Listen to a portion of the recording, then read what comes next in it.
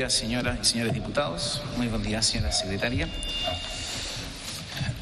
El acta de la sesión constitutiva número 1 se pone a disposición de las y los integrantes de la comisión. Le voy a ofrecer la palabra a la señora secretaria para efectos de la cuenta. Gracias, presidente. Se han recibido los siguientes documentos. Oficio 19.875 al secretario general de la Cámara de Diputados, por el que pone en conocimiento de la ministra del Interior y Seguridad Pública, señora Carolina Toá Morales, la acusación constitucional deducida en su contra por 10 señores diputados y señoras diputadas. Acompaña copia debidamente autenticada del libelo acusatorio. Ya se presenta a la señora ministra, que dispone del plazo de 10 días hábiles contado desde esta notificación para concurrir a la comisión encargada de informar acerca de si procede o no la acusación, con el objeto de hacer vuestra defensa personalmente o presentarla por escrito. La señora ministra tomó conocimiento de esta notificación el día miércoles 2 de octubre de 2024 a las 16:30 horas. Oficio 212 del director de la Biblioteca del Congreso Nacional, mediante el cual la respuesta a oficio 6 de esta comisión, por el que se le comunicó que acordó que podrá requerir, en caso que sea necesario, la asesoría de esa biblioteca para el desempeño de su cometido. Asimismo, el jefe de la Oficina de Informaciones de la Corporación da respuesta a oficio 5 de esta comisión, por el que se informó que la comisión podrá requerir, en el caso que sea necesario, la colaboración de un profesional de esa oficina para el desempeño de su cometido. Es toda la cuenta, señor presidente. Ofrezco la palabra sobre la cuenta. No hay palabras sobre la cuenta. Antes de continuar, quisiera solicitar a la comisión acuerdo para poder autorizar a los medios de comunicación para estar presentes en la sala. ¿Habría acuerdo? Acordado.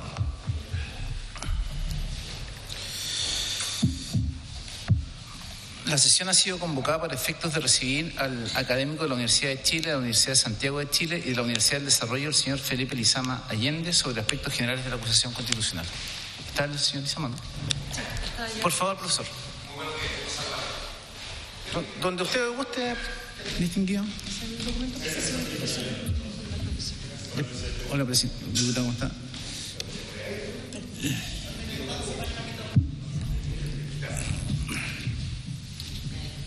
¿Les parece hasta por unos 15 minutos la exposición? ¿De acuerdo?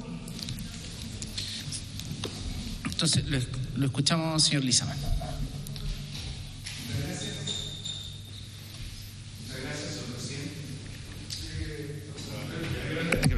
Muchas gracias, señor presidente. Con su venia y saludando, por supuesto, a toda esta alta corporación, no puedo sino agradecer por su intermedio la posibilidad que este abogado, que es un académico, un abogado que hace clase, tenga bien exponer someramente algunas ideas muy simples, pero muy precisas respecto al instituto de la acusación constitucional que hoy vienen a examinarse, con el propósito de facilitar a vuestras señorías el debido entendimiento de las normas constitucionales y legales que deben ser ulteriormente analizadas por vosotros al momento de declarar si ha o no lugar la acusación en examen, como primera cuestión. Seguidamente, y en esto corresponde ser muy honesto y transparente, este letrado ha tenido ocasión ya de exponer en otras acusaciones constitucionales, la semana pasada, con ocasión de la acusación constitucional vertida en contra de 2 magistrados de los Tribunales Superiores de Justicia. Y, por cierto, en respuesta y deferencia a esta alta corporación, a esta comisión específica, no va a repetir algunas ideas, sino que profundizar otros segmentos que parecen más atingentes a esta situación. Tercero, señoría, yo hago presente que, celoso del principio de juridicidad, voy a dar absoluto y cabal cumplimiento a lo preceptuado en el artículo 313 del reglamento de esta corporación, de momento que tengo claridad de que la exposición que hoy vengo a hacer no compromete aspectos del fondo de la acusación constitucional. Había consideración que es una facultad privativa esta corporación y que lo que tienen que hacer los abogados y los académicos o quienes colaboran con nuestros órganos es poner los medios jurídicos para que ellos tomen las decisiones con la mayor razonabilidad, justicia y prudencia del caso. Luego, entonces, quiero señalarlo a todas vuestras señorías, no vengo con ningún propósito preconcebido respecto de la acusación constitucional, sino que, muy por el contrario, con el afán de colaborar a esta alta corporación en esta materia. Con esas salvedades, presidente, me permito a continuación exponer. ¿Cuál es el tema que los convoca hoy día? Tradicionalmente, señorías, cuando se discute sobre la acusación constitucional, Hay un conjunto... Perdón, señor Lizama, lo voy a interrumpir un minuto, porque Sí, me dicen que hay problemas de audio, ¿no? Sí, presidente, yo no sé si es problema de audio, yo creo que también la sala no ayuda mucho, pero no le entiendo nada. No entiendo nada. No sé si usted ahí en su ubicación, porque no... Yo creo, claro, hay algo en el audio, pero no sé si ustedes escuchan o entienden algo.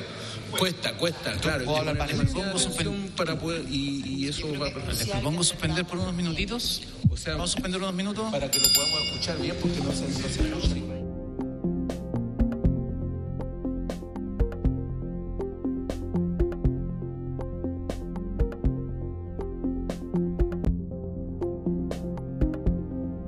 Vamos a reanudar la sesión. Correcto. Muchas gracias, señor presidente.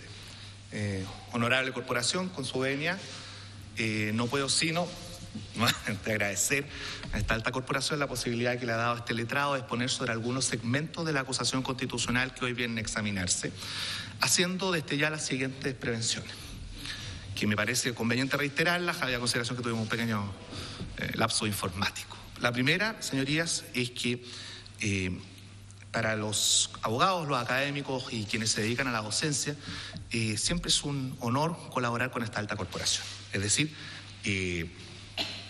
cualquiera sea la vicisitud, la contingencia o la valoración que pueda tener la opinión pública de carácter temporal sobre las atribuciones de cualquier corporación que ejerce funciones políticas, lo que corresponde a quienes tienen interés en las cosas públicas, como en mi caso, es colaborar con esta Cámara.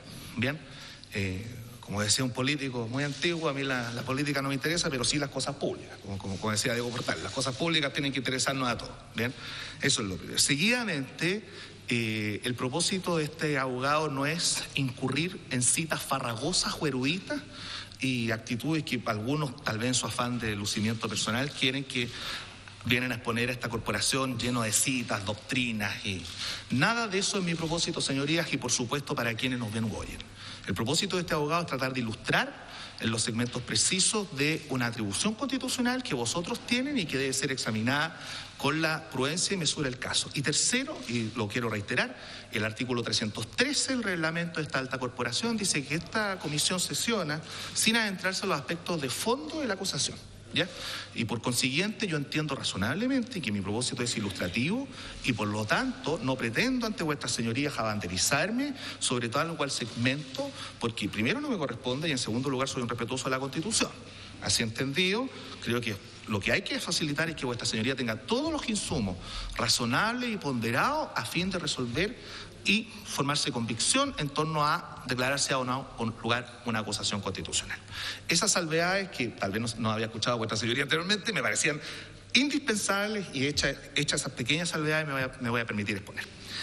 Presidente, señorías, cuando se discute sobre la acusación constitucional, se suele incurrir en muchos mitos. Esto ya lo planteé anteriormente en otra acusación constitucional. ¿Bien? ¿Y en qué consisten esos mitos? Los mitos son fábulas, son verdades que no son verdades, pero que todo el mundo da por verdades. Una de esas verdades que si se da por hecho en el ámbito del derecho constitucional es que ¿quién cautela la constitución política? ¿Bien? Pocas veces, en momentos excepcionales, la Cámara de Diputados tiene la atribución de cautelar por sí y ante sí un segmento de la constitución política. ¿Bien? La interpretación y la hermenéutica tradicional siempre dicen que son los tribunales los custodios del derecho, ¿cierto? O que son los custodios de la Constitución. Esa idea tiene que empezar desde ya a desmembrarse. Me explico. El presidente de la República también cumple, cautela la Constitución. No solamente tiene una atribución de orden público en el interior, sino que de acuerdo a la Constitución, y jura guardar, ya sea guardar la Constitución, ¿ya? En su artículo 27. Seguidamente, esta corporación cautela la supremacía constitucional porque precisamente puede declarar o no lugar si a que algunas personas taxativamente enumeradas en ese texto incurran en vuestro concepto en una contravención a la Constitución, sea grave, menos grave o las causales que la Constitución prevé. Por consiguiente, uno de los mitos que discute ocurre, casi todos los profesores constitucionales administrativos o aquellos que tal vez no tienen la pericia o el propósito de captar la realidad de las cosas, es que esta Cámara de Diputados sí puede cumplir y sí puede hacer cumplir la Constitución. Y no solamente cuando vuestras señorías discuten sobre el punto de reglamento o cuando declaran inadmisible una indicación por ser contrario, por ejemplo, a la idea matriz del proyecto o por ser de iniciativa exclusiva del presidente de la República. La Constitución se cumple más de lo que uno cree. Y este es uno de los casos en que se cumple con más intensidad, y no solo con intensidad, señorías, sino que con visibilidad, como es la situación que hoy día venimos a examinar. Bien, la supremacía constitucional entonces pues tiene una dimensión política, y ese es un hecho incontrastable, a mi leal saber y entender. Y esta corporación puede, por consiguiente, ejercer esa supremacía política. No es permanente. Bueno, hoy tenemos 4 acusaciones constitucionales que están discurriendo. Esa no es la regla, pero eso no quiere decir que esta corporación no tenga el deber de hacerlo. Segunda idea que quiero transmitir. La Cámara de Diputados solamente está realizando su deber, ¿ya? No es una conducta caprichosa de una corporación determinar si existen no menos de 10 ni más de 20 personas para formular una acusación constitucional. ¿Y eso qué implica? Que es una potestad, ¿ya? Y las potestades son irrenunciables. No es un derecho que tenga la Cámara, no es un derecho que tenga el diputado individualmente considerado. Luego entonces, cuando ustedes, vosotros, en cualquier área, no solamente, no en este caso, en cualquier caso, que esta corporación analice o decida proponer una acusación constitucional, no lo hace en el sentido, y no debiera hacerlo en el sentido de un capricho o una veleidad. No, señorías. Ustedes están ejerciendo sus potestades. No se puede controvertir las potestades de la Cámara de Diputados, porque primero están en la Constitución y segundo, tal como lo planteé en otra ocasión, y en cualquiera sea el caso, si hay otras autoridades que no son del Poder Legislativo, que no les gusta o son tan disconformes con que la Cámara de Diputados ejerza sus atribuciones, entonces van a tener que buscarse otra forma de gobierno. Porque para eso está la Constitución y para eso está la Cámara de Diputados. ¿Vean? No solamente concurre al proceso de formación de las leyes, no solamente tiene los nombramientos en este sistema muy peculiar que creó la Constitución del Tribunal Constitucional, doji. No basta con eso. No basta con eso. Por lo tanto, esta alta corporación está ejerciendo una potestad, no un capricho. No estoy circunscribiéndome en este caso, sino que cada vez que algunos vuelven con los cánticos de sirena a decir que esta corporación no puede hacer esta acusación constitucional, que no pueden acusar a tal persona, eso tiene que ser sacado de raíz de la mente de esta alta corporación. Están ejerciendo sus atribuciones que la Constitución les prevé, nada más. Distinto el resultado, distinto el fondo, distinto el mérito, pero no hay una inhibitoria ex ante de la potestad que tiene esta alta corporación de formular acusaciones constitucionales. Eso yo creo que también es importante que esta corporación lo tenga en mente. Y tanto es así que la Cámara puede decir de qué manera velar por el orden público o desplegar las atribuciones que la Constitución y la ley le confieren a un ministro son compatibles con otros valores. Por ejemplo, el régimen democrático, la protección de los derechos de las personas, los derechos humanos, la seguridad. Y ese examen se puede hacer perfectamente a través de la acusación constitucional. Distinto es la resolución, distinta la decisión de fondo, distinta la declaración de culpabilidad. Pero vuestras señorías, que además salieron por sorteo en esta comisión, están ejerciendo una potestad y no deben sentirse inhibidas por lo mismo. Y tan poderosa la potestad que precisamente el reglamento de esta corporación y la ley orgánica del Congreso franquean que se forme una comisión por sorteo en la que no están precisamente los acusadores. Eso no hace sino ratificar, esa redacción normativa no hace sino ratificar que vosotros tienen un deber y que no es un capricho, cualquiera sea el caso, cualquiera sea el acusado, ¿ya? Cualquiera sea el encartado, no es eso lo que estoy examinando ahora. Bien, seguidamente, otro de los tantos mitos jurídicos por los cuales ha discurrido las acusaciones constitucionales hasta el momento, puedo estar equivocado, desde el año 2000 hasta el 2000, desde el año 1991, 27 acusaciones constitucionales hasta el año 2023, ahora yo creo que ya perdí un poquito los números, pero hasta el 2023 eran 27 acusaciones constitucionales. También se ha planteado ante vuestras señorías, por las defensas de cada uno de los acusados constitucionalmente, que este es un mecanismo de ultima ratio. Se ha acusado, se ha usado y abusado de dicha expresión. Yo puedo entender, por supuesto, que los colegas defienden a quienes son acusados constitucionalmente. Y esos argumentos se han ventilado y han corrido como un mito. Pero si nos entramos a ese examen, a esa cuestión previa, mire, la acusación constitucional es de última ratio, solamente se puede hacer cuando hay conductas muy graves, cuando hay gravísima infracción a la Constitución, o cuando, como lo planteó un abogado, que hoy es abogado de un ministro de la Corte Suprema, cuando no haya habido otro medio para precaver. Ese argumento, que se ha ventilado recurrentemente, yo creo que debe empezar a ser desestimado por esta alta corporación.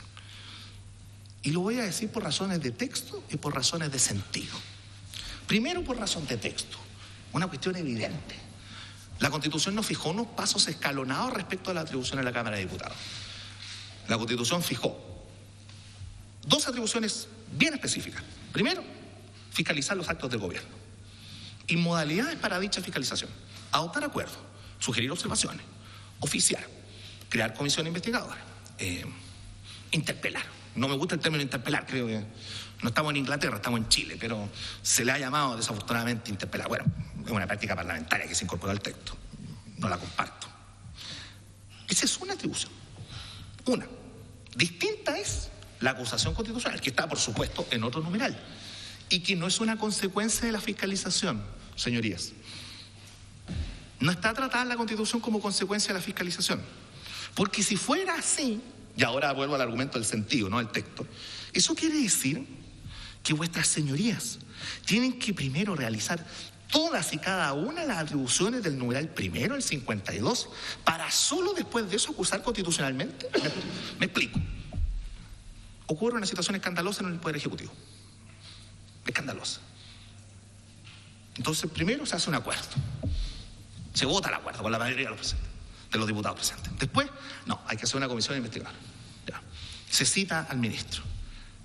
Se hace el informe sobre responsabilidad en torno a dicha situación. Y solo después de eso tendrán que acusar constitucionalmente. Eso es lo que me quieren decir los abogados y los académicos cuando dicen que hay que hacer que la acusación constitucional es un mecanismo de última ratio. O sea, tenemos que esperar. O sea, vosotros tienen que esperar a agotar todas las vías que la Constitución le franquea para hacer uso de la acusación constitucional. Imagínense cuánto se demoraría en lo fáctico, ni siquiera en lo jurídico, en lo fáctico, arribar a dicha tesis.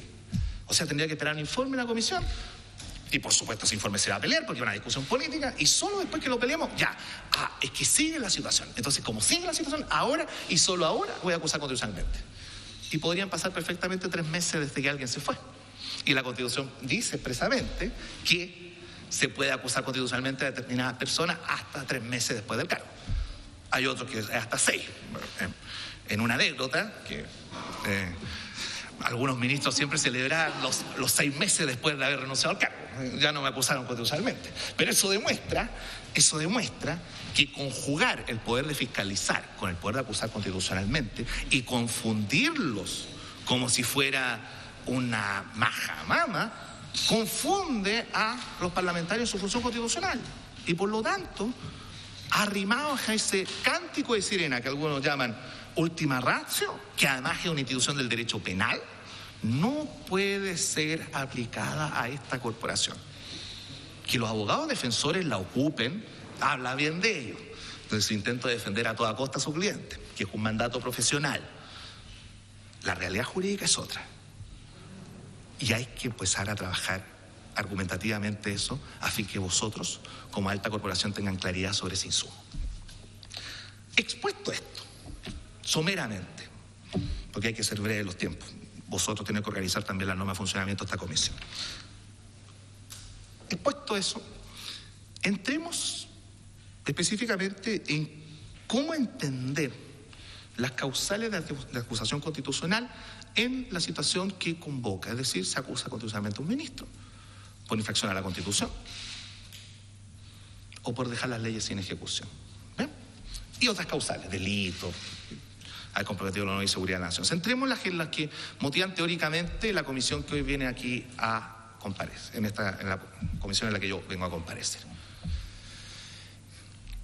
Primero que todo, para ratificar esta tesis de que ya no existe un argumento de última ratio, la Constitución señala que los ministros pueden ser acusados constitucionalmente por infracción a la Constitución, por haber infringido la Constitución.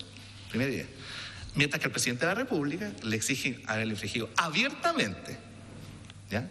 Abiertamente. Luego entonces, ya el propio texto atenúa el estándar de gravedad de la contravención constitucional respecto del presidente, lo cual es lógico, estamos en un régimen presidencial, que de sus colaboradores directos e inmediatos, que son los ministros de Estado. Primera idea, ¿ya? Enseguida, la Constitución establece que otro mecanismo de causal de acusación constitucional es haber infringido las leyes o dejar estas sin ejecución.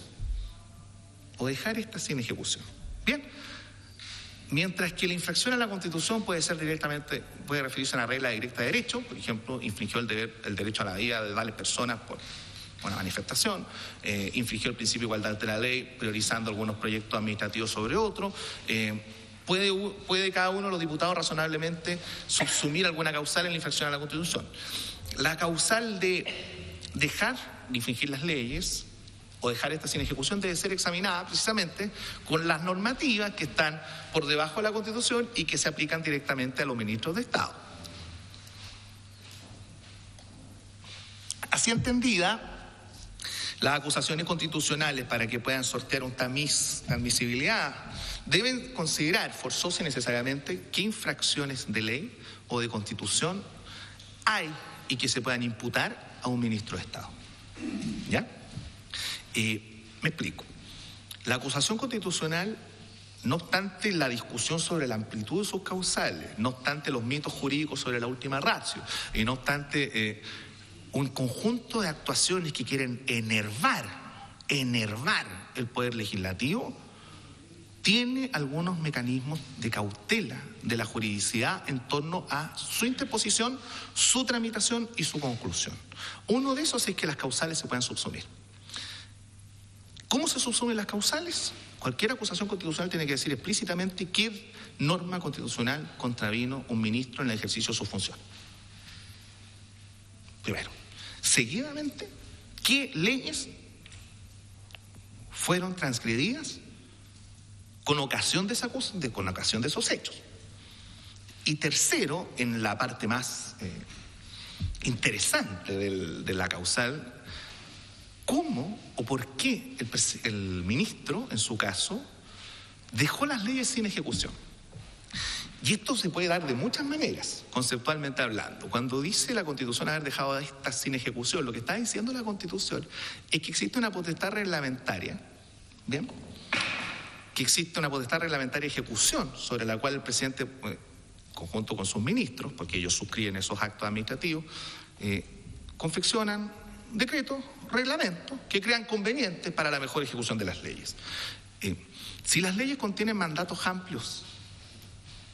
amplísimos y no son pormenorizados por el Poder Ejecutivo, y esa no pormenorización puede generar problemas de cualquier naturaleza, por supuesto que hay que empezar a examinar si incurre o no en una causal de acusación constitucional.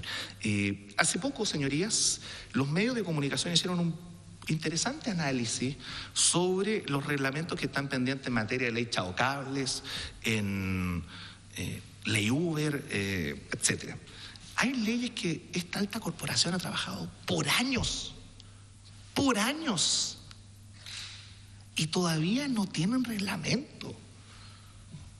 ¿Qué sentido tiene que esta corporación con el Senado se desgasten habiendo luchado contra todo para, por ejemplo, impedir la proliferación de cables que afectan al medio ambiente, la seguridad pública, etcétera, para que después alguien diga, no, es que no se ha hecho el reglamento, y como no se ha hecho el reglamento, las leyes que hace esta Cámara de Diputados y el Senado son letras muertas? Esas son las ideas que hay detrás de la expresión haber dejado las leyes sin ejecución. Eso es lo que se tiene que examinar. Eso es lo que debería una corporación hoy, entonces, pues, en cualquier caso que tenga una acusación constitucional, discurrir. Hay otras causales que están en el 52, pero son delitos, y eso está explicado en el Código Penal, y voy a ser muy sincero con usted, no requiero hacer una perorata de derecho penal acá. Respecto a esta causal, esta no pretende contravenir directamente una norma, dejar las leyes sin ejecución, sino que más bien evitar la vulneración de las leyes producto del Parlamento, producto de la soberanía popular, mediante la omisión. Ese es el objetivo de la causal. O sea, no es un acto, sino que es una omisión. Bien, y a su turno, para revisar la procedencia de esa acusación respecto a dejar las leyes sin ejecución, deben hacerse 3 puntos, a mi leal saber y entender. Primero, ver cuál es el mandato expreso que confirió el legislador. 2, que dicho mandato se predique directamente al ministro, porque si no, no puede él dejar las leyes sin ejecución. ¿Ya? Si es una infracción que cometió un subsecretario, un director regional, un servicio descentralizado, no se puede imputar a un ministro. Hay que actuar con responsabilidad en el empleo de las acusaciones constitucionales. Y 3, que esa omisión sea personalmente imputable al diputado. Al ministro.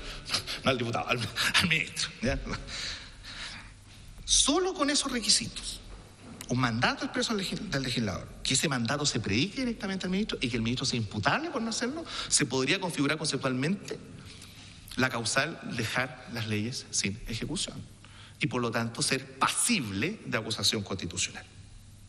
¿Cómo se puede alimentar o suministrar esta alta corporación para entender eso? Lo primero tiene que ver una parte general de normativa. La ley 18.575 sobre base general de la administración del Estado franquea que los ministros son los órganos superiores de colaboración del presidente de la República. En su artículo 22. Esa misma preceptiva legal señala que para tales efectos deben proponer y evaluar las políticas y planes correspondientes al sector. Proponer y evaluar las políticas correspondientes al sector. Cualquiera sea el ministerio. ¿Bien? Y velar por el cumplimiento de las normas. Y ese es un deber que no está necesariamente en cada ley de cada ministerio, sino que está en la Ley Orgánica Constitucional 18575 sobre bases generales de la administración del Estado. ¿Ya? Eso puede empezar a ilustrar y permite que vosotros puedan revisar dónde está el deber legal. Porque no basta con decir dejar la ley sin ejecución. No basta. Es irresponsable llegar a decirlo así. No se puede alegar así. Y por ello, hay que considerar que la misma ley 18575 dice que los ministros de Estado, en su calidad de colaborador del presidente, tendrán la responsabilidad en conducir sus ministerios. Bien. Nada nuevo bajo el sol, ¿cierto? Y estamos por terminar. Lo hemos pasado, perdón. En conformidad con las políticas e instrucciones que imparte el presidente. También hay que mirar cuáles son las actuaciones en la materia. Finalmente, con prescindencia de lo que resuelva esta corporación, la acusación constitucional puede contribuir, a mi juicio, en cualquiera sea el caso, a fortalecer el debate sobre ciertos bienes jurídicos relevantes para la sociedad, sin que necesariamente se incurra en el resultado final y dramático que tiene la acusación, que es una destitución, ¿cierto? Y una inhabilidad. Cuando se realizaron acusaciones constitucionales contra ministros del Interior en el gobierno anterior, se suscitaron porque las fuerzas de orden y seguridad violaron derechos humanos. Y ese era el argumento. Y por lo tanto, la protección de la comunidad o el interés de la sociedad, del Parlamento, era la protección de los derechos humanos. La vida, la integridad, con ocasión. Y también cautelar el derecho a protesta. Hoy parece que esos intereses son otros. Ya no hay tanto interés en eso, sino que es una suerte de derecho al orden público. ¿Bien? Cuando se hicieron las acusaciones constitucionales contra el ministro de Educación, en un momento fue el buen uso de los recursos públicos, que motivó una destitución, y en otro caso, la mantención del lucro. Son fines distintos. Entonces, pues, la acusación constitucional, más allá de lo que se resuelva, genera un incentivo para que las sociedades democráticas puedan reflexionar y mejorar en aquellas cosas en las que estamos de acuerdo y en las que todos tenemos alguna prioridad. Y eso es profundamente democrático. Si hoy, por ejemplo, con ocasión de esta acusación, vamos a reflexionar sobre cómo todos contribuimos al orden público, parece ser entonces, pues, una propicia ocasión para discutirlo en otras áreas, y no necesariamente tal vez con la acusación constitucional, pero sí contribuyen, así entendidas las acusaciones, al debate público y al fortalecimiento de la opinión pública. Eso es todo por cuanto tengo a bien exponer sobre el particular. Nuevamente agradezco a esta comisión por intermedio del señor presidente y muchas gracias a todos. Dios guarde a vuestras señorías. Muchas gracias, don Felipe, por su presentación. Le ofrezco la palabra a la diputada o los diputados presentes en la sesión respecto de la exposición del profesor Lizama.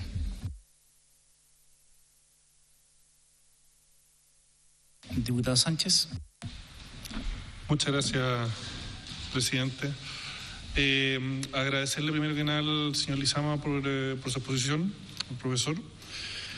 Y me quedó una cosa volando de la presentación de él que creo que sería muy importante que todos la entendamos también y nos puede servir de contexto para todas las acusaciones constitucionales en general, que es entender, en el entendido que la acusación constitucional es una acusación que es jurídico y política a la vez, cómo en ese componente político las acusaciones constitucionales están diseñadas. Y se lo pregunto porque yo entiendo que en su trabajo académico usted tiene expertise en los modelos comparados, digamos, cómo se usan en otros países estas herramientas de acusación más política, llamémosle. Entonces, en la particularidad del caso chileno, ¿cómo esta herramienta de la acusación constitucional es una herramienta al servicio de la preservación del Estado de Derecho? O sea, entender bien la relevancia de la acusación constitucional como institución al servicio puntualmente de preservar el Estado de Derecho por vía de estos mecanismos de control. Eso. Le ofrezco la palabra al señor Lizama. Muchas gracias, señoría. Muy agradecido por su pregunta.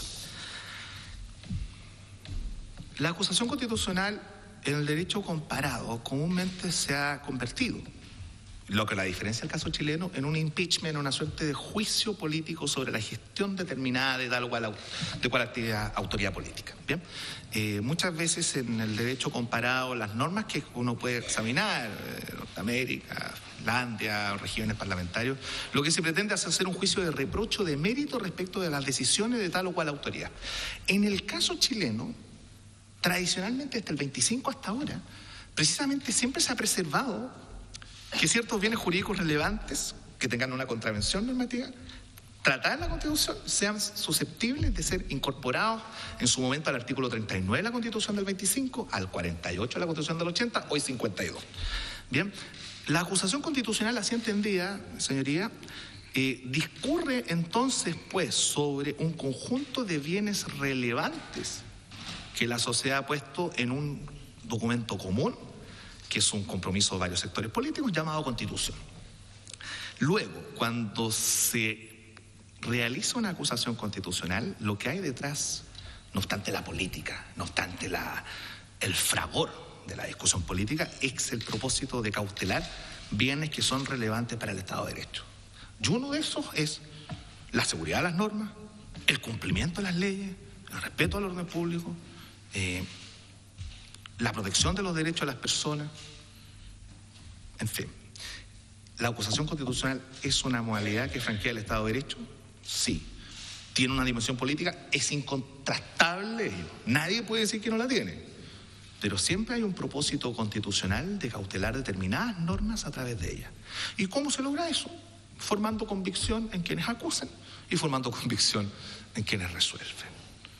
Y dando lugar ulteriormente, señorías, a reflexiones sobre cómo podemos mejorar determinadas actuaciones.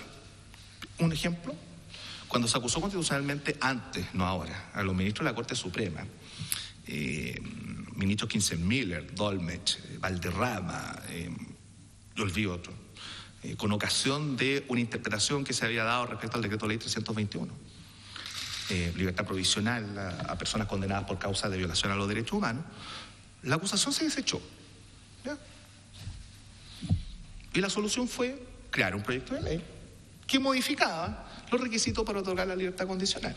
Luego entonces, aunque no logró la acusación constitucional su fin inmediato, es decir, destituir a estos ministros, sí logró un fin a largo plazo, que fue modificar esas normas para que la sociedad, por las que la sociedad representada en el Parlamento estimaba que debía ponerse más estrictas en torno al otorgamiento de la libertad condicional.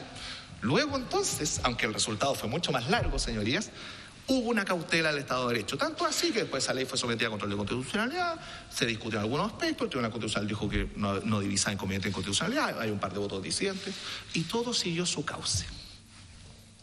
Eso es lo propio de las atribuciones de esta alta corporación, propiciar que las instituciones funcionen y, o, en su caso, señoría, mejoren con ocasión de la interposición de una acusación constitucional, sin perjuicio de lo que se resuelva en ella misma.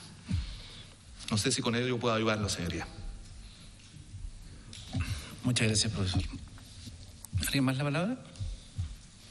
Bueno, con esta intervención lo dejamos liberado. Pasamos al segundo punto de la tabla. Acordar materias relativas a invitados, horarios, lugares de las sesiones y otras propias del funcionamiento de la comisión. Para eso le vamos a consultar a la señora secretaria si ha sido contestada la acusación o aún no ha sido contestada. Presidente, hasta el momento no ha sido contestada la acusación. Bueno, entiendo que no hay más invitados respecto de aspectos formales de la acusación, sino solamente invitados respecto del fondo. Mientras tanto no esté contestada la acusación, nosotros no podríamos sesionar al respecto para escuchar invitados de fondo, pero de todas formas me interesaría si pudiéramos dejar más o menos acordado algún criterio para el tema de las personas que están invitadas y los horarios de funcionamiento y de lugar además de sesión. Diputado Ramírez tiene la palabra. Gracias, presidente. Presidente, dos preguntas. La primera, o una pregunta y un comentario. La pregunta es, ¿me recuerda usted, por favor, cuál es el plazo que tiene la ministra Toá para contestar? Y lo segundo es que hoy día apareció en los medios de comunicación, esto para efectos de organizarnos, que la ministra Toá ya tiene redactada la respuesta y que vayan a presentarla en cualquier momento. Eso puede ser información útil para tomar las decisiones que tenemos que tomar. Gracias. No tengo el día preciso, pero siendo 10 días notificados desde el día miércoles, ella tendría plazo hasta el martes 15 de octubre. Hasta el 15 de octubre para contestar. Sí. Así que eso. Ahora, efectivamente ha circulado información en la prensa que contestaría pronto, pero sin estimación. Así que yo no sé si lo dejamos hasta acá y una vez que tengamos contestación nos volvemos a reunir, pues no tenemos ninguna información distinta a esa. Pero lo que sí sabemos son algunas cosas que son importantes. La primera es que, producto de las acusaciones constitucionales, por ejemplo, yo soy miembro de la Comisión de Medio Ambiente, hoy día no tenemos ni secretaría ni sala para funcionar. Se suspendió la extraordinaria. Hay varios diputados que son miembros de las comisiones mixtas de presupuesto, que también están bien condicionados porque creo que van a empezar a funcionar hoy día, martes, miércoles. Entonces, mi particular interés es que una vez que tengamos la contestación, cuando fuera, pudiésemos a través del chat comunicarnos para proponer horarios de funcionamiento y acordarlo para que sea lo más fácil posible. Ahora, de más está decir que, atendido el reglamento de la Cámara, son irreemplazables los miembros de esta comisión. Había consideración que son sorteados, por lo tanto no cabe la posibilidad del reemplazo. Así que, habiendo 3 personas, podemos sesionarnos y funcionar con el quórum necesario y en la medida además que tengamos secretaria y tengamos sala. Que es otra...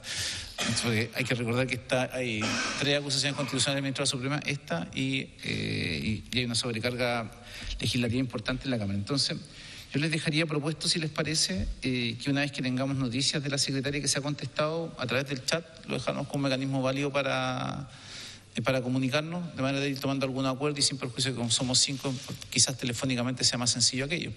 Había consideración, como les digo, que de aquí hasta el martes 15 podría contestar la ministra y por lo tanto entiendo que todos tienen compromiso en otras comisiones que están funcionando, incluso algunas que están con discusión inmediata y por lo tanto están funcionando en paralelo a la sala. No sé si hay alguien que está en esa situación. Diputado Sánchez. Sí, y a propósito de lo que comentaba usted y el diputado Ramírez, claro, todos hemos visto que al parecer el gobierno tendría la intención, la ministra puntualmente tendría la intención de contestar temprano, pero no sabemos muy bien cuándo. Yo he tenido cierta cautela respecto a los invitados porque quizás es más interesante, en el fondo, si es que la ministra fuera a presentar su respuesta mañana, recibir en ese contexto a otros invitados. Ahora, dado que no sabemos muy bien cuándo ello va a ocurrir en realidad. Tengo otro nombre de otro profesor de Derecho que confirmó ahora hace poquitas horas, que de no, en el fondo, me diera respuesta hoy día o mañana o en los próximos días de la ministra, podríamos recibirlo igualmente para seguir discutiendo sobre el contexto y el fundamento de las acusaciones constitucionales en términos generales. No sé si prefiere que le dé los datos a la secretaria o... Le ofrezco la palabra a los integrantes de la comisión respecto del planteamiento del diputado Sánchez. Sí, presidente, atendiendo lo que usted dice, yo estoy en la Comisión de Hacienda, estoy presidiendo además la subcomisión cuarta, tengo demasiadas cosas que hacer, además de las comisiones normales, además de todo lo que estamos tramitando, y la verdad es que si vamos a escuchar lo mismo que ha expuesto aquí claramente el profesor, yo creo que por el bien de avanzar en las otras cosas, en los otros compromisos que tenemos, creo que debiéramos esperar la respuesta, como usted propuso, de la ministra. Diputada Gasmuri. Gracias, presidente. Sí, yo soy de opinión parecida. También estoy en investigadora, en mixta, viene presupuesto, estamos muy sobrecargados y más allá de los matices que uno pueda tener en sus apreciaciones personales con nuestro invitado, me parece que su punto ha quedado suficientemente claro y no creo necesario ahondar en aquello, sino más bien concentrarnos para cuando tengamos la contestación podamos entonces sí ver cuál es la lista de invitados atingentes a aquella respuesta que vamos a recibir.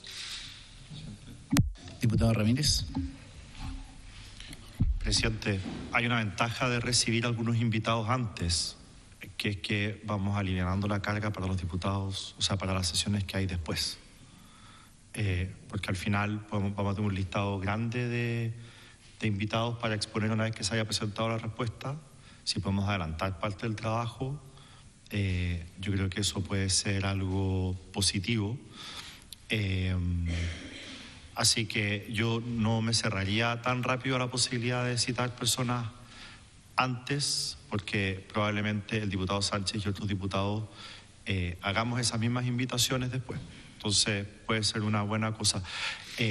Entiendo, presidente, que si la ministra, que una vez que la ministra presenta la respuesta, la contestación, nosotros tenemos 6 días hábiles, también son hábiles para evacuar el informe, o 6 días corridos. ¿Perdón? O sea, si ella lo presentase eventualmente el martes, nosotros tendríamos plazo hasta el domingo para evacuar el informe. Martes, miércoles, jueves, viernes, sábado, domingo. Sí, no se cuentan los días domingos ni festivos, pero sí los sábados. Ok, tendríamos hasta el lunes. Ok. En el WhatsApp del grupo, el grupo de WhatsApp sí, que tenemos, vi está el calendario, ahí sale la fecha en que conteste y por ejemplo, si contestara hoy día el lunes 7 de octubre, el plazo nuestro de la comisión vencería el martes 15. Ya, gracias. Diputada Gasmuri. Gracias, presidente, por su intermedio, refiriéndome a lo planteado por el diputado Ramírez. Yo quiero recordar que en esta fase no podemos ver asuntos de fondo, más allá de que yo interpreto que algunas de parte de la presentación fueron un poquito al fondo. Entonces, en ese sentido, la idea de avanzar o ganar tiempo mientras no tengamos la contestación no se sustenta, porque los invitados tienen que ir al fondo, tienen que referirse a la respuesta y no como ha sido hasta ahora. Entonces, la verdad es que no es aplicable lo que está planteando el diputado Ramírez. Diputado Sánchez. Muchas gracias, presidente. Para ser preciso, yo los invitados que tengo acá, que yo creo que sería interesante escucharlos en este espacio, que podría ser útil previo incluso a recibir la respuesta de la ministra, son 2 profesores de Derecho. Uno es Joaquín Palma, que es profesor de Derecho Constitucional de la Universidad Finisterre, y Alan Bronfman, que es profesor de Derecho Constitucional de la Católica del Paraíso.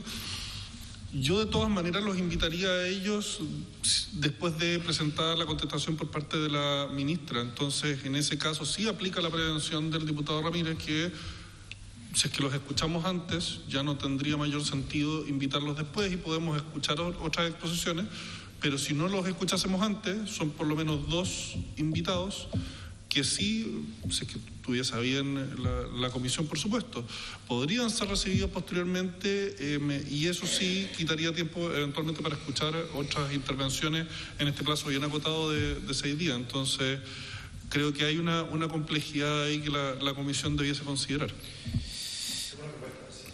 Diputado Ramírez.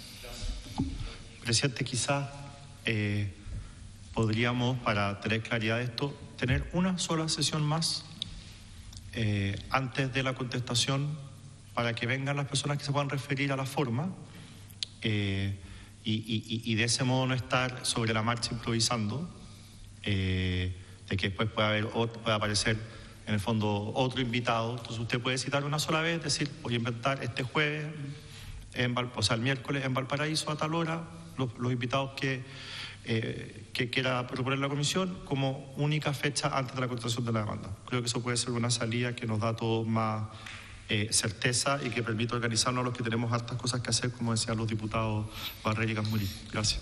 Diputada González tiene la palabra. Sí, gracias, presidente. Bueno, yo también soy de la opinión que si es que pudiésemos adelantar algo, sería mejor hacerlo, digamos. Y también mi consulta es si nosotros siempre vamos a poder sesionar acá por el tema del inconveniente que había con las salas y secretarías que hay en Valparaíso. Diputada Gasmuri. No, yo solamente quería recalcar en el punto que los invitados que tengamos antes de conocer la contestación solo no se van a poder referir al fondo. ¿Ah? Ya, pero porque como lo planteaban, para ganar tiempo, para que no vengan después, evidentemente que es muy distinta la venida después a qué se pueden referir con la venida anterior. Solamente quiero dejar eso claro. Diputado Ramírez. Sí, solo para explicar, porque parece que no me expliqué bien, la diputada Gasmuri no me entendió. Las personas que expongan después de la contestación pueden hablar sobre el fondo o la forma. Obviamente que lo que estamos pidiendo adelantar son los que van a hablar sobre la forma. Yo pensé que eso era un punto no controvertido, no he entendido las dos intervenciones de la diputada Gasmuri.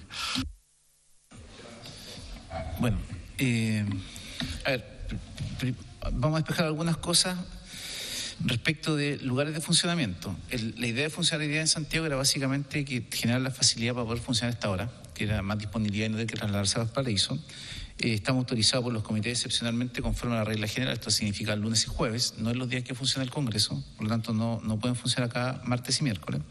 Es una primera cosa. Segunda cosa, respecto a los invitados, y quiero ser bien preciso en esto, había consideración a que la bancada del Partido Republicano acompañó una serie de nombres en el texto de la acusación, por eso se ha asumido, y esa es la interpretación, corríjame señora secretaria, que ellos se referirían al fondo de la cuestión.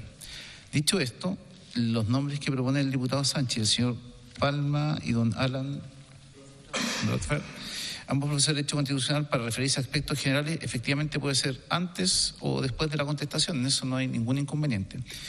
Yo lo que les propongo es buscar algún horario en que podamos escuchar a estas dos personas de manera previa para referirse a aspectos generales de la acusación. No sé si hay acuerdo de la comisión de aquello. Diputado Barrera. Sí, o sea, siempre y cuando podamos en el horario. Como le digo, yo estoy, aparte de las comisiones, aparte de todo, en la ley de presupuesto. Yo no puedo en este instante acordar una hora porque estamos supeditados al tema de salas y secretaría. Entonces, eso, si nosotros podemos hacer el acomodo llegando al Paraíso, les podemos comunicar a la brevedad posible para verlo. Y en el fondo yo les pediría, particularmente a los miembros de la comisión, tener cierta comprensión respecto a aquello que es un problema objetivo que estamos teniendo en la Cámara, producto de las acusaciones constitucionales y que justo cae con la tramitación de presupuesto, que también es un tema bien relevante. Así. Diputado Ramírez. Gracias, presidente. Entiendo que las acusaciones constitucionales, para efectos de poder sesionar durante la sala, se tratan como proyectos con urgencia, ¿no? Porque yo he estado en acusaciones, he sido sorteado otras veces y nos ha tocado y hemos sesionado sin problema durante la sala. Eso podría facilitar las cosas con el tema de la sala. De las salas para las comisiones, digo. Presidente, efectivamente, pero a partir de la fecha del plazo de los 6 días que tenemos para conocer de la acusación. Ahí podemos sesionar en paralelo a la sala sin ningún problema.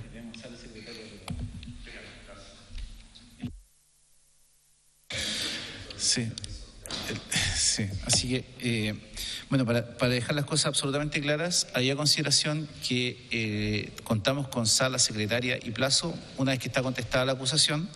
En tanto que ello no ocurra, hoy día, llegando al Paraíso, nos vamos a disponer a intentar tener a la brevedad una sala y la secretaria, por supuesto, que nos pueda acompañar para el desarrollo de la sesión. Y además está decirle a la señora diputada y los señores diputados que está habilitado, que es poder comparecencia por vía streaming, entiendo, así que para los invitados, de manera tal que no se tengan que trasladar y eso tampoco sea impedimento para sesionar. ¿Alguien más? Bueno, por haberse cumplido el objeto de la sesión, se puede terminar esta.